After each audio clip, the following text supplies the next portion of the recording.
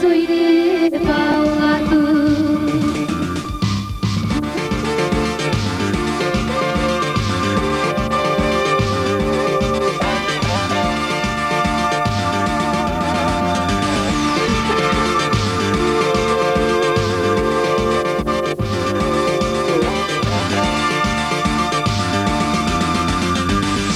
Çıkıp balıkçılardan vararsan boyun besin yav yüreğimi yararsan yaraları arıtırsan sen ama şolaylıkta beni boyuma unutama yaraları arıtırsan sen ama şolaylıkta beni boyuma unutama.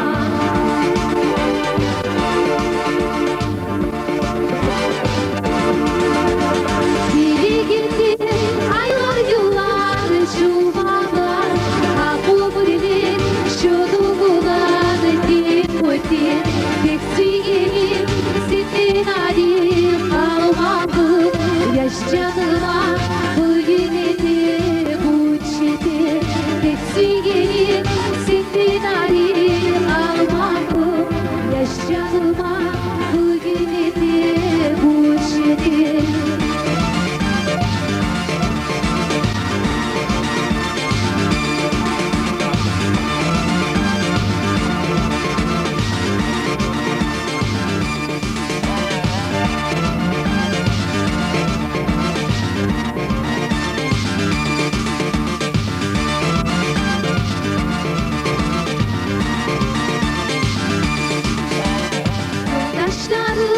Çığlıkışa kabarma bir yataman bağrım atlap çabarma bir duraman çabar boylap dağdaşı kaldandayım eskiz bolup adaşı bir duraman çabar boylap dağdaşı kaldandayım eskiz bolup adaşı çığlık çığlık karşılardan vararsan boyun besin yav yüreğim yaralasan yaraları arıtırsan sen ama şolaylıkta beni boyuma